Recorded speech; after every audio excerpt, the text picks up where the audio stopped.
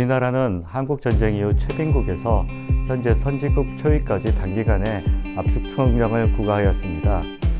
그 바탕에는 정부의 강력한 경제성장 정책이 있었으며 이를 통해 제조업 중심의 수출 주도형 경제체제가 정착되었습니다. 하지만 21세기부터는 저성장 기조가 뚜렷하게 나타나고 있습니다. 그렇지만 과거와 같은 새로운 성장 동력의 발굴과 육성이 쉽지 않아 보입니다. 인구 감소와 함께 기술 패권 경쟁과 보호무역주의로의 회귀가 뚜렷해진 상황에서 만약 우리가 성장 동력을 찾지 못한다면 중진국으로의 퇴보를 피할 수 없을 것입니다. 지금까지의 성장 동력 정책을 되돌아보고 새로운 활로를 찾아야 할 때입니다. 성장 동력이란 이름으로 정책이 본격적으로 추진된 시기는 노무현 정부부터입니다.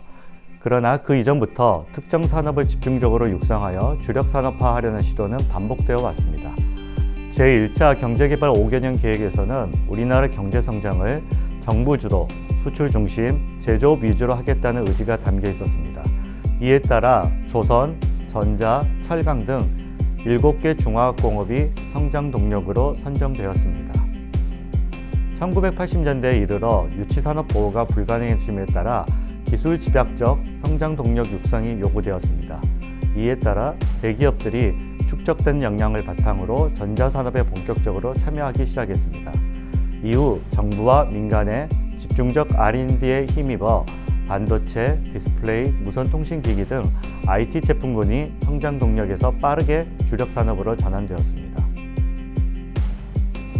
과거에는 정부가 주도하여 성장 동력을 선정하고 육성하는 전략이 유효하였습니다. 이는 다분히 글로벌 산업 통상 환경이 우호적이었기 때문입니다. 우리가 중화학공업을 육성하는 시기에 선진국은 자국 내 생산시설을 개도국으로 이전 중이었고 당시는 국내 유치 산업 보호가 가능한 통상 환경이었습니다.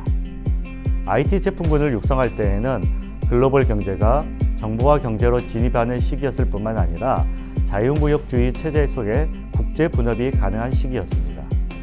하지만 현재는 기술 패권 경쟁과 보호무역주의 강화로 통상 환경 자체가 매우 비우호적으로 변화하고 있습니다. 게다가 과거와 달리 기업 자체의 투입 자원의 양과 질, 그리고 혁신 역량 자체가 공공 부분을 뛰어넘는 상황입니다. 이러한 상황에서 정부 주도의 하향식 성장 동력 정책은 한계를 가질 수밖에 없습니다. 빠르게 변화하는 기술과 시장에 대한 관료의 이해와 대응이 느리기 때문입니다. 또한 5년마다 바뀌는 성장 동력에 대한 지속적 관리가 소홀한 것도 한계의 다른 원인입니다. 그렇다면 변화된 환경에서 성장 동력의 발굴과 육성을 어떻게 해야 할까요? 첫째, 우선적으로 필요한 것은 정부의 역할 변화입니다. 정부가 성장 동력 육성에 필요한 각종 자원 투입부터 성과 창출에 이르기까지 모든 것을 주도적으로 하기보다는 시장의 자생력을 믿고 우호적 시장 환경을 조성하는 데 주력해야 합니다. 규제 혁신, 표준 개발, 실증 테스트 구축 등이 여기에 해당합니다. 둘째, 성장 동력 정책 수립 시 기업의 적극적이고 능동적인 참여가 요구됩니다. 지금까지의 수동적 자세에서 벗어나 기업이 산업 생태계 구축 시 필요한 요구사항을 적극적으로 주장하고 이를 정책에 반영해야 합니다.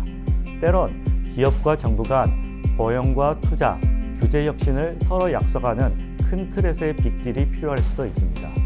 이러한 큰 변화 없이는 성장 동력 정책이 매번 같은 패턴을 반복할 가능성이 큽니다. 셋째, 성장 동력을 뒷받침하는 정부 R&D 추진 시 전략성 강화가 필요합니다. 선진국이 선정한 신기술을 우리도 개발해야 한다는 식이 아니라 기술 시장 변화와 우리의 역량을 파악하여 재원 투입 및 기술 확보의 우선순위를 결정해야 합니다. 과거 디스플레이 분야에서 LCD, PDP, OLED 등 세부 분야별 포트폴리오를 시장 변화에 맞춰 전략적으로 투자 비중을 달리한 것이 좋은 선례입니다. 넷째, 선정된 성장 동력에 대해서는 반드시 체계적으로 관리해야 합니다. 사실상 성장 동력에 해당하는 산업은 단기간의 육성이 거의 불가능합니다. 정부가 바뀔 때 기존 성장 동력 대신 다른 성장 동력이 추가될 수는 있으나 기존 성장 동력을 폐기한다면 시장의 신뢰성을 잃을 수밖에 없습니다. 따라서 지금부터라도 선정된 성장 동력에 대해서는 정책과 전략의 지속 가능성을 높이고 관련 데이터를 관리해야 합니다. 마지막으로 기술 주권 강화를 위한 전략적 레버리지 확보 방안을 선제적으로 마련해야 합니다. 이는 특정 성장 동력 육성에 필요한 모든 기술을 우리가 확보할 수 없으므로 교육 대상국과 협상 시 불리하지 않게 우리의 비교 우위 기술을 확보해야 한다는 의미입니다.